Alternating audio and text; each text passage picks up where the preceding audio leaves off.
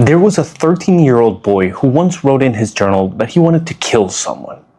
No one ever read that journal until it was far too late. This is the story of a case in Fairfax, Ohio, but it's not like any case you've heard before, because the killer wasn't a stranger in the dark. He was the kid who lived right across the street.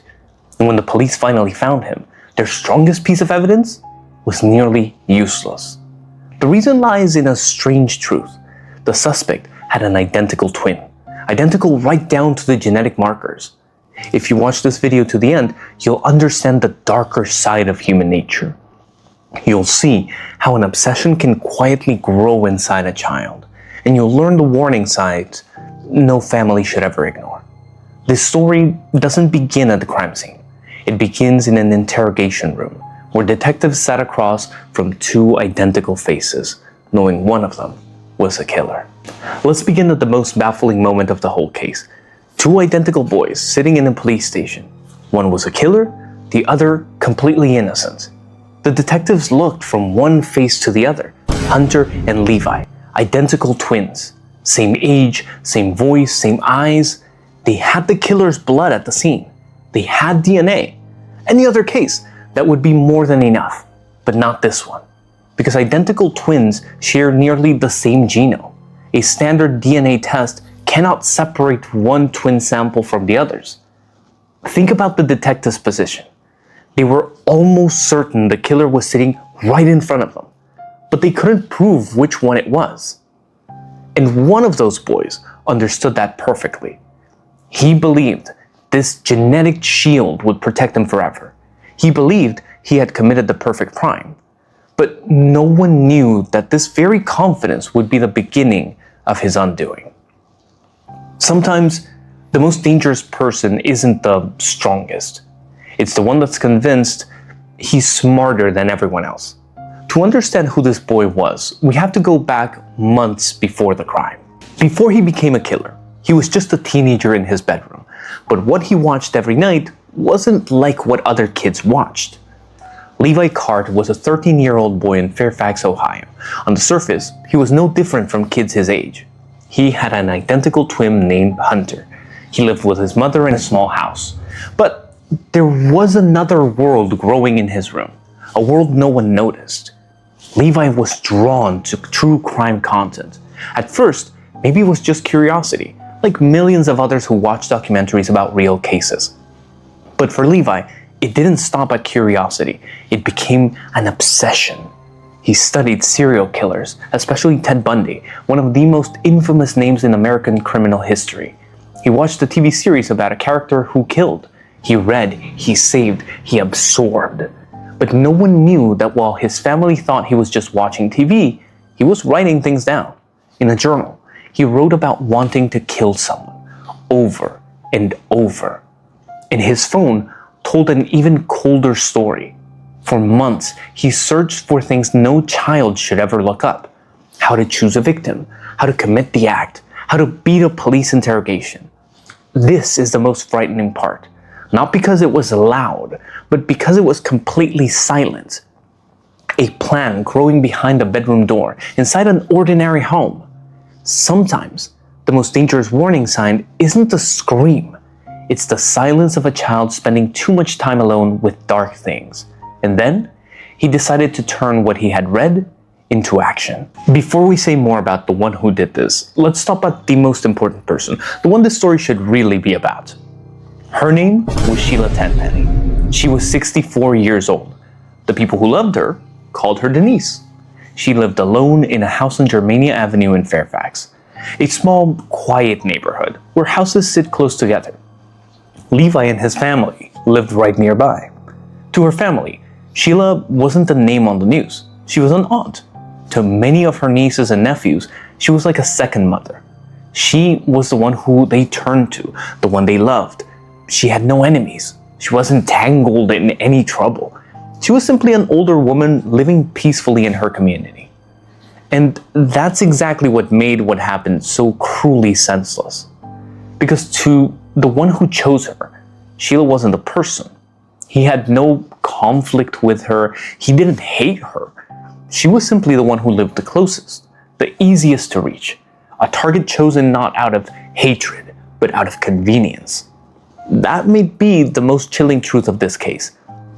A life taken not out of anger, but because of a sick curiosity that needed a victim.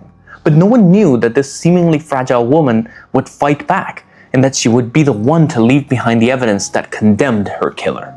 The one who did this thought he had prepared for everything, but there was one thing he couldn't plan for: the victim's will to live.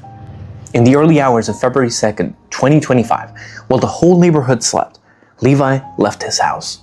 The distance to Sheila's home was only a few steps.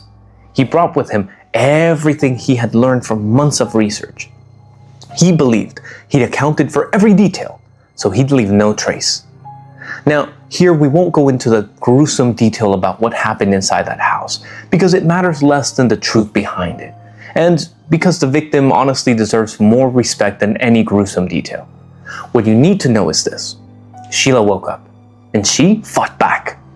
A 13-year-old boy had not anticipated that. He thought it would happen quickly and silently. Instead, he faced a person fighting for her life. In that struggle, Sheila did two things that would change everything. She scratched her attacker's face, and she grabbed a handful of his hair. But no one knew that in her most desperate moments, this woman was writing the indictment for the one who harmed her. Because those scratches would leave a mark on Levi's face that he couldn't hide. And the hair, along with the blood under her fingernails, would become biological evidence he could never deny. Sometimes, justice doesn't begin with the police. It begins with the victim in that final moment when they refuse to leave without a trace. Levi went home that night believing he'd gotten away. He was wrong. The next morning, a man walked into his sister's house, and he knew immediately something terrible had happened. It was just past 11 on a Sunday morning. In Fairfax, many people had just come home from church. A peaceful morning, like every week. Then, the 911 line received a call. A 61-year-old man, Sheila's brother, called in a panic. He had come to visit his sister and found her motionless. Her head was covered. She didn't respond when he called out. He told the dispatcher plainly he thought his sister had been murdered. This is the detail that caught the attention of the police later. The brother was certain of it right away, before any expert had even assessed the scene. And that certainty, though it came from grief, unknowingly made him the first suspect. But no one knew that this grieving brother would soon become the perfect fall guy. Not because the police meant it, but because circumstance pushed them into exactly the spot the killer needed. When the first police cars arrived, they walked into a scene where everything looked like it wasn't a murder. And that was exactly what the killer wanted them to think. In an investigation, the person who reports the crime and the person who's guilty sometimes stand very close together on the suspect list. It takes time and evidence to pull them apart. When the police walked into Sheila's house, the scene told them a story, but it was the wrong story. The investigators studied the house. They looked for signs of a break-in, but nothing was forced, nothing valuable was taken. With no sign of a robbery, a theory formed. Maybe this was a natural death, or even a suicide. And that was the killer's first accidental success. He wasn't clever enough to stage it perfectly, but the police's initial confusion made him believe he'd won. Every hour that passed without an arrest, the more confident he grew. But no one knew that the victim's body was holding on to the truth. Looking closer, the police saw something wrong. Under Sheila's fingernails were blood and hair, the signs of a struggle. A person who takes their own life doesn't leave marks like that. And then, just as they were leaving the scene, the police overlooked one detail. Lying beneath the body was a man's wristwatch. At the time, it meant nothing, a misplaced object among countless pieces of evidence. No one stopped to ask why it was there. And remember this watch, because it will come back at the most important moment of all. A scene can be staged to fool the eye, but the truth rarely vanishes completely. It just waits for someone willing to look closely enough. For a week, the case drifted in the wrong direction. Then one report came back and it turned everything around.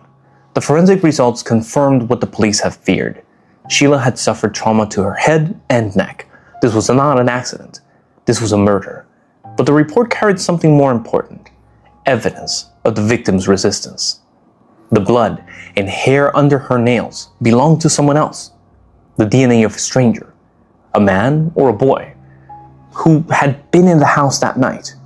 Now the police had a DNA sample. In most cases, this is the deciding moment. Just find the person who matches, and the case closes. But no one knew that this DNA sample was about to lead them into a dead end like no other. The police was canvassing the neighborhood. They knocked on every door, collected DNA, looked for anyone with defensive wounds. They searched for Sheila's enemies. The problem was, she didn't have any. And while the police went the wrong way, the real killer was watching it all. He knew they were looking in the wrong place, and the rumor in the village was pulling them even further from the truth. Sometimes, the hardest thing in a case isn't a lack of clues. It's too many wrong clues, leading you exactly where the guilty one wants you to go. The police knocked on the house across from the scene. They didn't know the killer was right inside, watching through the window. This was one of the houses where no one had answered earlier. It sat directly across from Sheila's home, only a few dozen steps away. The mother, Rebecca, stepped out. She explained that early in the morning, the family had rushed one of her 2 sons to the ER. The reason, she said, was a cat had scratched the boy's face in the dark. A minor household accident. It sounded completely normal. But inside, one of the twin sons saw the police through the window. He paused the video he was watching. He ran up to his room. He locked the door. An innocent child doesn't react that way. And when the police saw the wound on the other boy's face, things stopped adding up. The scratch was too deep, too severe. A house cat wouldn't cause a wound like that. But no one knew that when the police stepped inside, a surprise was waiting. One that would turn this case into the strangest one they'd ever seen. Because inside, there wasn't just one boy with a scratch on his face. There were 2, identical. A clumsy explanation rarely collapses over its content. It collapses when it no longer matches what's sitting right in front of you. The police thought they just found their answer. 2 boys, 1 scratch, 1 DNA sample. Then the lab called, and it all fell apart. Hunter and Levi, identical twins. One of them had a scratch on his face. Both of them loved true crime content. Both watched a TV series about a killer. The police collected DNA from both, full of confidence. They just had to compare it to the blood at the scene. Whichever matched was the killer. But the answer that came back was every investigator's nightmare. The lab could not tell the twins' DNA apart. Identical twins form from the same cell. They carried nearly identical genetic markers. With a standard test, Hunter's sample and Levi's were almost impossible to separate. Think about that. The strongest evidence in the entire case had just become useless. The blood at the scene pointed to both boys at once. How do you charge one when his own brother matches just as perfectly? A good lawyer could use this very fact to plant doubt and overturn every accusation. And one of those boys understood that perfectly. He believed this biological shield made him untouchable. But no one knew the killer was about to destroy his own shield. Not with DNA, but with his words, with his belongings, and with his own overconfidence. Sometimes science brings us right to the edge of the truth and then stops. And the rest has to be finished by human patience. The police brought the whole family to the station. They were betting on one thing, that one of the brothers would say what the DNA couldn't. At the station, the 2 boys were separated. It's a basic tactic. Apart, 2 accounts can't match perfectly. Hunter was placed in the friendlier room, Levi in the colder one, with harder questions. Hunter talked a lot. He brought up his brother's scratch on his own. He said it looked suspicious, but that he didn't believe his brother could do it. He was both protecting his brother and pushing him away. Then the police brought out what they'd hidden from the start, the watch found beneath Sheila's body. They placed it in front of Hunter and asked if he could recognize it. Hunter looked at it, and without hesitation he said it was Levi's watch. In that moment, the forgotten watch finally had a name. But this wasn't the only evidence. It was just one piece of a picture coming together, and the rest were being found at that very moment in Levi's bedroom. But no one knew there was a detail that gave the police pause. Levi had a condition that affected his mobility. That raised the question, could he have done this alone, or had someone else helped? The bond between brothers sometimes is tested in the cruelest way, when one is forced to choose between shielding and the truth. While the two brothers were being questioned, another team of officers walked into Levi's room, and what they found ended all doubt. First was the journal. Inside were violent writings, the wish to kill written again and again.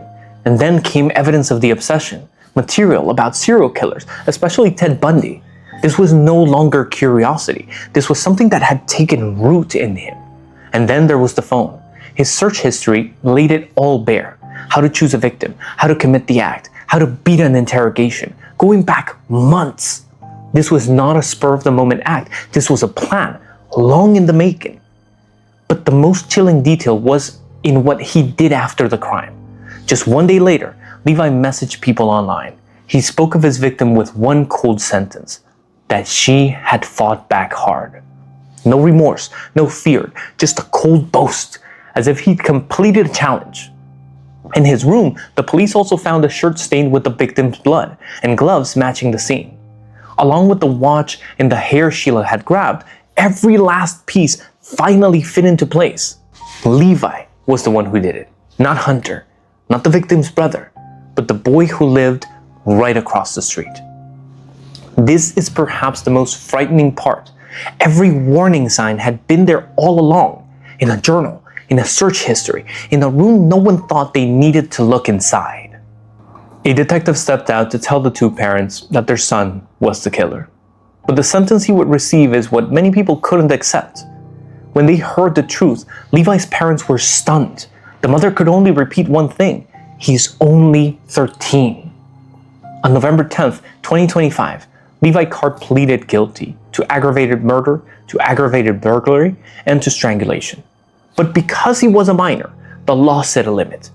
He would only be held in a juvenile facility until he turns 21. He's expected to be released around 2033, about 6 years. That's the price, on paper, for a human life. For Sheila's family, that is injustice. The aunt that many of her nieces and nephews thought of as a mother is gone forever. The one who caused it will be free in his early 20s. At the sentencing, an investigator warned the court. He said the boy had made mistakes, and that was lucky for the investigation.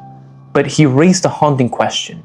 In the future, would the boy learn to feel remorse, or learn how to not get caught next time?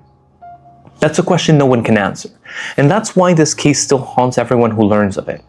Don't let the killer's name be the thing you remember the most. Remember Sheila, Denise Tenpenny, a 64-year-old woman, a beloved aunt, the one who in her final moment fought back hard enough that her own body exposed the killer. She was the one who helped solve her own case, and the chilling lessons this story leaves is this: sometimes evil doesn't come from somewhere far away. It grows quietly, in a familiar room, behind a face we thought we knew. Pay attention to the children around us, to what they watch, what they write, what they search for, because sometimes the warning signs are the only reminder we'll ever get. So what do you think about this case? About 6 years for a human life? Leave your thoughts in the comments. If you found this story worth reflecting on, leave a like and subscribe so you don't miss the next story. Thank you for staying until the very end. If this story made you think, leave a like and subscribe so you don't miss the next one. Because out there's always another truth waiting to be told. Stay safe, and I'll see you in the next story.